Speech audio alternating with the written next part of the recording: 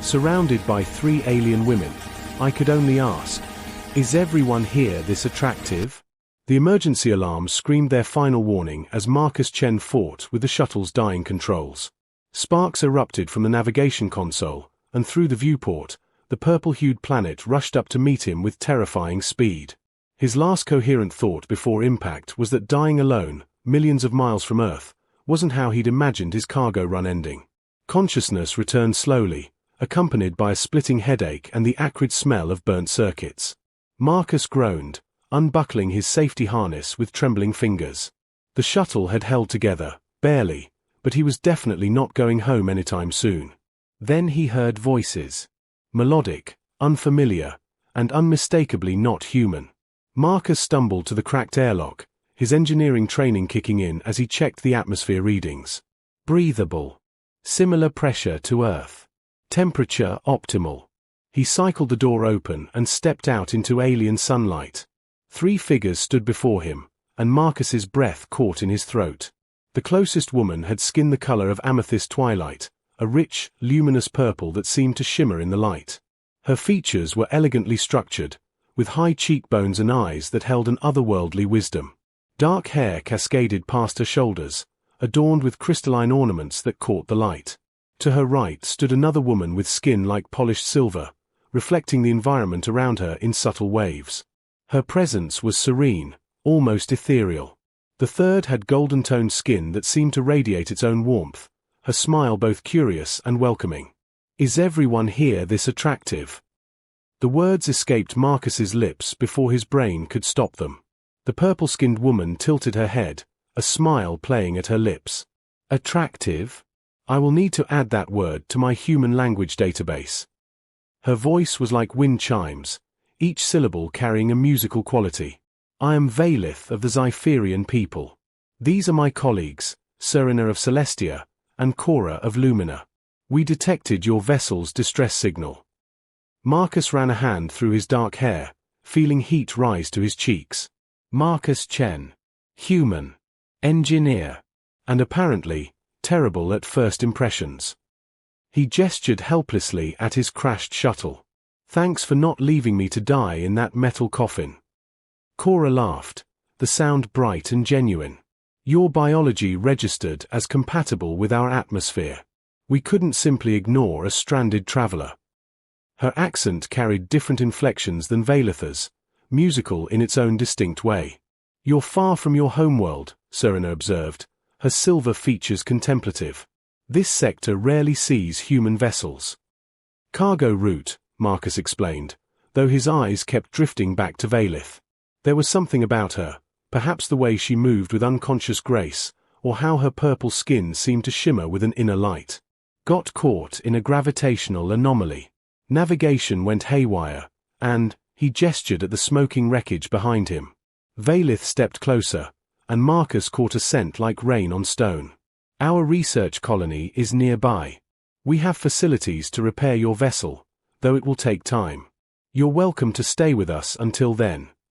Research colony? Marcus asked, trying to focus on practical matters rather than the way her eyes seemed to hold entire galaxies. Interspecies cultural and scientific exchange, Valith explained. We study each other's worlds, share knowledge, build bridges between civilizations. She extended her hand in a gesture that was almost, but not quite, like a human handshake. Come? Let us show you that not all alien encounters end in disaster. Marcus took her hand, feeling warmth that surprised him, and wondered what he'd just gotten himself into. The research colony was unlike anything Marcus had imagined. Crystalline structures spiraled upward, their surfaces reflecting the purple sky in kaleidoscopic patterns. Gardens filled with bioluminescent flora bordered pathways of smooth stone, and the air hummed with energy that felt almost alive. Valith led him through the central plaza, where beings from various species moved about their daily routines. Your quarters are in the eastern wing, she explained, her purple skin catching the light as they walked. We've adapted the atmosphere controls to match Earth standard, though you'll find our environment quite compatible. Over the following days, Marcus fell into an unexpected rhythm. His mornings were spent assessing the damage to his shuttle with Serena, whose technical knowledge rivaled his own. Her silver fingers could interface directly with computer systems, an ability that left him amazed. "Your species relies so heavily on external tools," she observed one afternoon, her tone curious rather than critical. "It must be limiting." "We make do," Marcus replied with a grin. "Besides, there's something satisfying about getting your hands dirty with actual repairs." Afternoons belonged to Cora, who insisted on teaching him about luminary culture. She was vivacious and warm, her laughter infectious as she guided him through meditation techniques that her people used to harness solar energy. "You're too tense," she teased, adjusting his posture. "Humans carry all their stress in their shoulders." Here, her golden hands pressed gently against his back, and Marcus felt warmth radiate from her touch. "Let the energy flow through you, not against you." But it was the evenings with Vaylith that Marcus found himself anticipating most. On his 5th night at the colony, she appeared at his door just as the twin moons rose over the horizon. "Come," she said simply. "I want to show you something." She led him beyond the colony's edge, into gardens that seemed to pulse with their own heartbeat. As darkness fell, the flowers began to glow, soft purples, deep blues, and ethereal greens that painted the night with living light. "The luminal gardens," Vaylith whispered, her voice reverent. "They only bloom under moonlight. My people have cultivated them for thousands of generations." Marcus stood transfixed. The bioluminescence cast shifting patterns across Vaylith's purple skin, making her seem part of the garden itself, otherworldly and breathtaking. "It's incredible," he breathed. "Yes," she agreed, but when he glanced at her, she was looking at him rather than the flowers. Something passed between them in that moment, an understanding that transcended species and worlds. They walked deeper into the gardens, conversation flowing easily. Vaylith spoke of her research into human literature, her fascination with Earth's diverse cultures. Marcus shared stories of his travels through space, the loneliness of long hauls between stations, the beauty he'd witnessed among the stars. "Do you ever feel out of place?" Vaylith asked, pausing beside a fountain that glowed with soft violet light. "So far from your own kind." "Sometimes," Marcus admitted. "But lately." He trailed off, unsure how to articulate the strange sense of belonging he'd felt here, with her. Vaylith turned to face him fully, moonlight catching in her dark hair. "I understand. I chose this colony to escape my homeworld's expectations. They wanted me to follow traditional paths, but I wanted to explore, to learn about other worlds." She smiled softly. "Perhaps we're both wanderers who needed to crash land somewhere unexpected." "Best crash of my life," Marcus said, then laughed at himself. "That sounded better in my head." But Vaylith didn't laugh. Instead, she reached out, her fingers brushing against his hand. Her touch sent electricity up his arm. "Marcus," she said softly, "in my culture, when we share moonlight in these gardens, it's considered significant." His heart hammered against his ribs. "Significant how?" "It means we're open to deeper connection. That we see potential for something beyond friendship." Her purple eyes searched his face. "I should have explained before bringing you here, but I'm glad you didn't," Marcus interrupted, his fingers intertwining with hers. "I might have been too nervous to come." "And now?" "Now I'm still nervous," he admitted with a slight grin. "But I wouldn't want to be anywhere else." They stood there in the luminescent garden, two beings from different worlds, discovering that some things, attraction, connection, the flutter of new possibilities, transcended biology and culture. When Vaylith leaned closer, Marcus met her halfway, their first kiss gentle and exploratory, tasting of starlight and promise. The alarms shattered the peaceful morning like breaking glass. Marcus jolted awake in his quarters, his engineer's instincts immediately cataloguing the sounds. Evacuation warnings, power fluctuations, and beneath it all, a low-frequency hum that meant trouble. He dressed quickly and rushed toward the colony's central operations center. The command room was organized chaos. Serena worked frantically at multiple consoles, her silver skin flickering with reflected warning lights. Cora coordinated evacuation procedures, her usual warmth replaced by focused intensity. And Vaylith stood at the central display, her purple skin pale with stress as she studied readings that made Marcus's blood run cold. "Solar storm," she said without preamble when she spotted him. "Massive coronal ejection heading straight for us. It'll hit within hours." Marcus moved to her side, analyzing the data. "Your shields can't handle that much electromagnetic interference." "Our shields are organic-based technology," Serena explained, her fingers dancing across holographic controls. "They'll protect against radiation, but the power surge could overload every system in the colony. We're talking total infrastructure failure." "Life support?" Marcus asked, though he already knew the answer. "We have backup generators," Cora said, "but they're designed for short-term emergencies, not sustained use for 200 colonists." Marcus's mind raced, years of engineering experience clicking through possibilities. "Your organic systems are the problem, but they're also the solution. If we could create a hybrid buffer, use traditional electromagnetic shielding to absorb the initial surge, then let your organic systems handle the sustained radiation."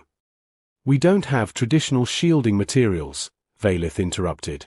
"This is a research colony, not a military installation." "No, but you have a crashed shuttle with a perfectly good hull made of Earth-standard alloy." Marcus turned to face them, adrenaline sharpening his thoughts. "We strip my ship, reconfigure the plating into a secondary shield layer. It won't be pretty, but it might work." Serena's eyes widened. "That's actually brilliant. The hybrid approach could work. But we'd need to integrate two completely incompatible systems in," Cora checked the chronometer, "less than 4 hours." "Then we'd better start now," Marcus said. What followed was a blur of desperate activity. Marcus led teams to his crashed shuttle, directing the harvesting of hull plating while Valith coordinated with the colony's engineers to adapt their organic systems. Serena worked the calculations, her computational abilities proving invaluable in designing the integration points. Cora managed logistics, ensuring every colonist was accounted for and positioned in the most protected zones of the facility. As the hours ticked away, Marcus found himself working directly alongside Valith in the shield generator chamber. Their hands moved in synchronized precision, connecting cables and calibrating frequencies. The intimacy of their evening in the gardens seemed a lifetime ago, replaced by the urgency of survival. "Power conduit here," Valith directed, and Marcus complied, their coordination seamless despite the pressure.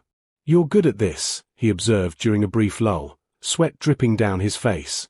"The crisis management, staying calm." "I'm terrified," she admitted quietly, her purple skin glistening with exertion.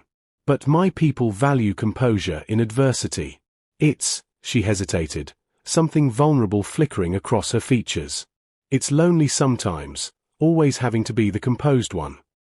Marcus reached out, squeezing her shoulder briefly. "You don't have to be, not with me."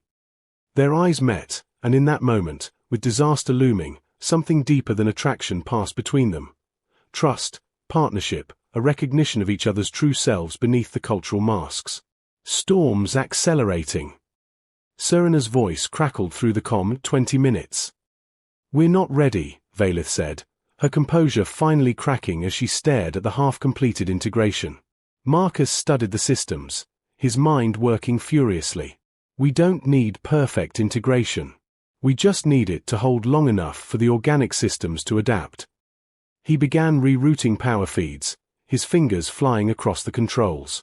"It's going to be rough, but—" "Do it," Valith said firmly, her confidence in him absolute. They worked in perfect tandem, Marcus's technical expertise complementing Valith's intuitive understanding of her world's technology. Cora appeared with additional power cells. Serena remotely guided their final adjustments. 60 seconds. The warning echoed through the facility. "Activating hybrid shields now," Marcus announced, his hand hovering over the final control. He looked at Valith. "Together." She placed her hand over his. "Together." They engaged the system as one, and reality seemed to hold its breath. The chamber hummed with competing energies, alien and human technology forced into unprecedented cooperation. Warning lights flickered, systems strained. And held. The solar storm hit like a hammer of light. The colony shuddered, lights dimming to emergency levels. But the shields held, Marcus's jury-rigged buffer absorbing the worst of the electromagnetic assault while Vailith's organic systems adapted and stabilized. In the generator chamber, surrounded by the thrum of overworked technology, Marcus and Vailith collapsed against each other, exhausted and relieved. Her head rested on his shoulder, his arm wrapped around her waist, and for a long moment, they simply breathed. "We did it," she whispered. "We did," Marcus agreed, pressing a kiss to her temple. "Together." Outside, the storm raged. But inside, sheltered by the impossible union of two worlds' technologies, the colony survived, and two hearts discovered that some connections were worth any risk. The aftermath of the solar storm left the colony in a state of cautious celebration. As systems gradually returned to full power over the following days, Marcus found himself hailed as a hero, a status that made him profoundly uncomfortable. "You saved 200 lives," Cora insisted one afternoon, her golden skin radiant in the restored sunlight. They sat in the communal garden, where she'd insisted on teaching him more about luminary philosophy. "Accept the gratitude gracefully, Marcus. It's earned."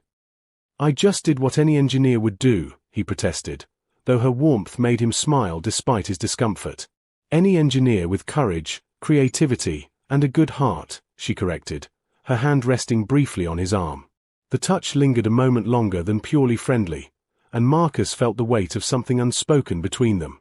Later that evening, Serena sought him out in the repair bay where he'd been working on permanent upgrades to the shield system.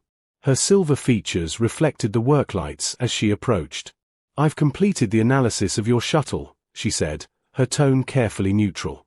"Full repairs will take another 3 weeks, possibly 4. "That long?" Marcus set down his tools, wiping his hands on a cloth. "Or?"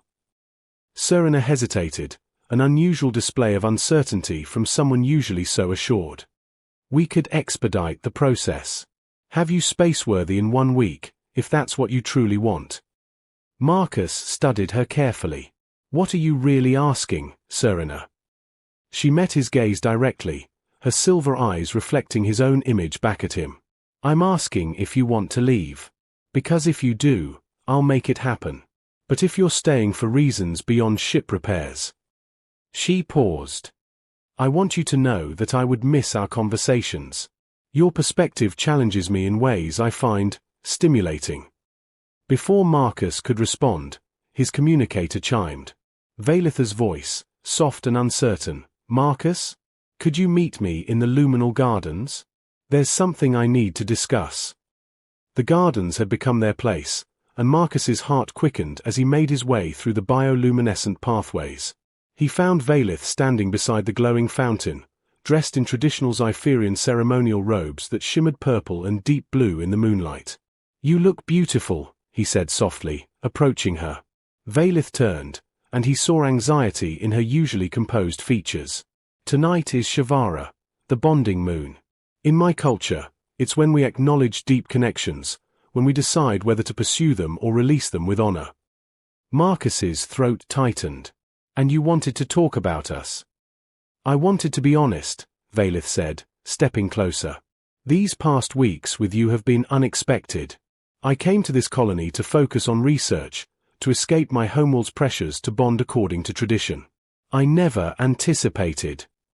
She reached out, her fingers tracing the line of his jaw. "I never anticipated you." "Vailith."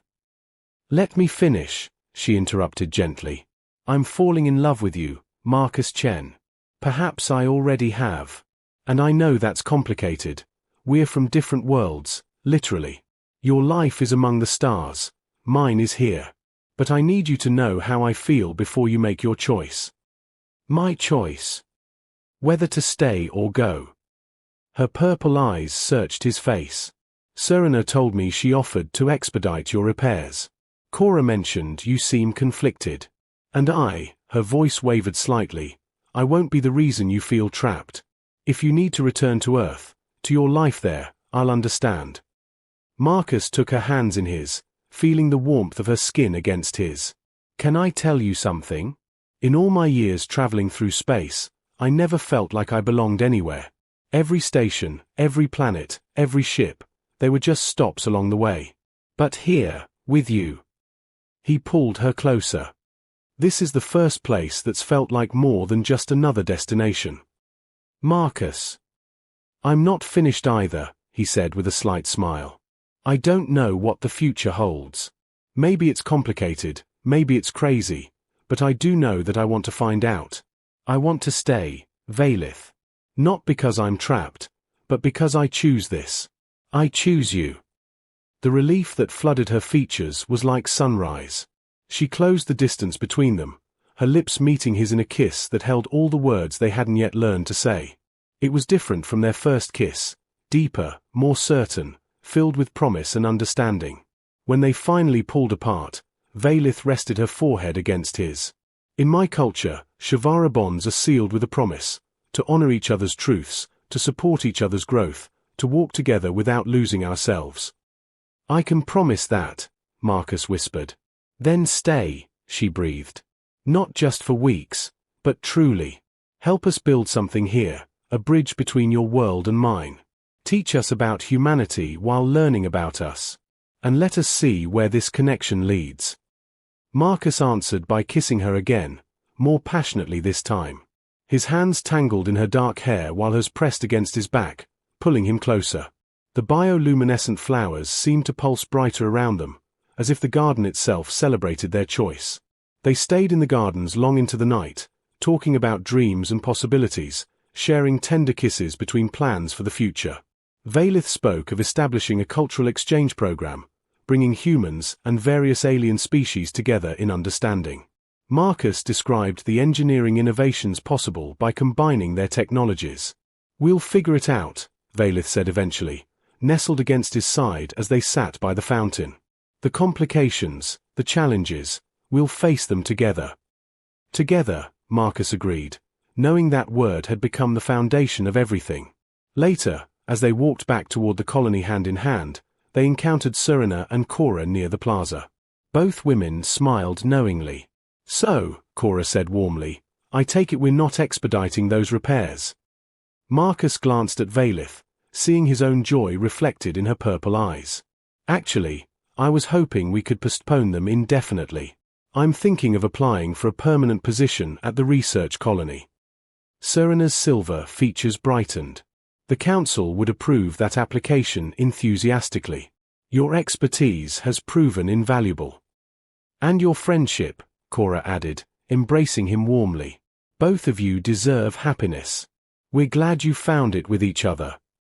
As the four of them walked together back into the colony, Marcus realized that sometimes the best journeys were the ones you never planned, the ones that started with a crash landing and ended with discovering exactly where you belonged. 3 months later, Marcus stood before the Colony Council, presenting his proposal for the Interstellar Cultural Exchange Initiative. The chamber was filled with representatives from a dozen species, their attention focused on the holographic displays showing his plans. By establishing regular transport routes between Earth and Zypheria, Marcus explained, his confidence growing with each word, we can facilitate not just scientific collaboration, but cultural understanding. Humans have much to learn from the species represented here, and we have our own perspectives to share. Vaylith sat among the council members, her official role as cultural liaison evident in her formal robes. But when their eyes met, the warmth there was anything but professional. She'd been instrumental in helping him refine the proposal, their late-night planning sessions often interrupted by stolen kisses and whispered dreams. The council voted unanimously in favor. Afterward, in the privacy of the quarters they now shared, Vaylith wrapped her arms around Marcus from behind as he stood looking out at the purple sunset. You were magnificent today, she murmured against his shoulder. Marcus turned in her embrace, pulling her close. We were magnificent. This was as much your vision as mine. Their quarters had become a fascinating blend of human and Zypherian aesthetics, earth plants growing alongside bioluminescent flora, technical manuals shelved beside ancient Zypherian poetry, photographs of Marcus's family displayed near crystalline art pieces from Vaylith's homeworld. I received a transmission from my parents today, Vaylith said, a hint of nervousness in her voice. They want to visit. To meet you. Marcus raised an eyebrow. The parents who wanted you to follow traditional paths. They've evolved their thinking, Vaylith said with a slight smile. Apparently, Bonding with an alien who saved an entire colony is acceptable, even by traditional standards. Her expression grew more serious. Are you ready for that? Meeting Zypherian parents is an intense cultural experience. Are they going to test me? Make me prove I'm worthy of their daughter? Probably, Valith admitted. But you survived a solar storm. I think you can handle my mother's interrogation techniques. Marcus laughed, kissing her forehead. Bring it on. Though I should probably warn my own parents that their son is in love with a purple-skinned beauty from another planet. My mother's going to have so many questions. Purple-skinned beauty. Valith's eyes sparkled with amusement. Among other things, Marcus said, his voice dropping lower as he traced the luminescent patterns on her arm. Brilliant. Compassionate. Terrible at morning meditation, despite Cora's best efforts. I'm improving. Valith protested, laughing. You fell asleep yesterday. It was early. Their playful banter dissolved into kisses, gentle at first, then deeper as they moved toward the bedroom. Months together had taught them each other's rhythms, the ways their different biologies complemented each other, the pleasure of discovering intimacy across the boundaries of species.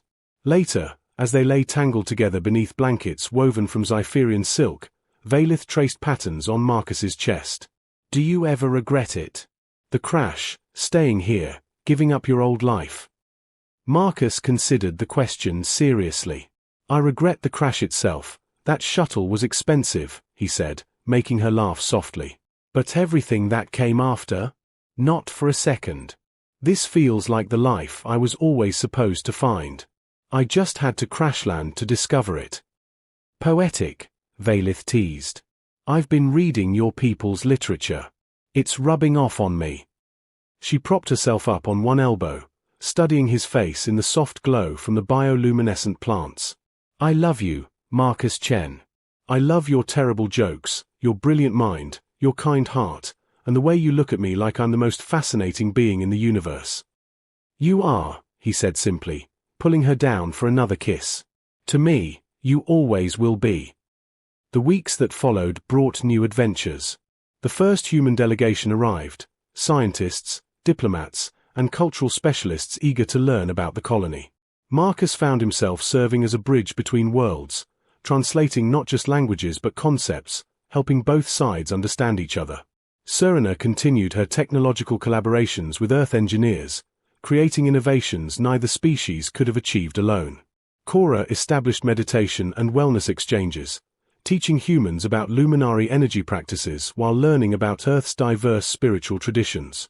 And through it all, Marcus and Valith built their life together, navigating cultural differences with humor and patience, celebrating the ways their worlds enriched each other, discovering that love didn't require sameness, only willingness to understand. On their 6-month anniversary, Marcus surprised Valith with a gift he'd spent weeks creating, a hybrid flower, engineered by combining Earth and Zypherian botanical genetics. It glowed with soft purple bioluminescence but smelled of earth roses.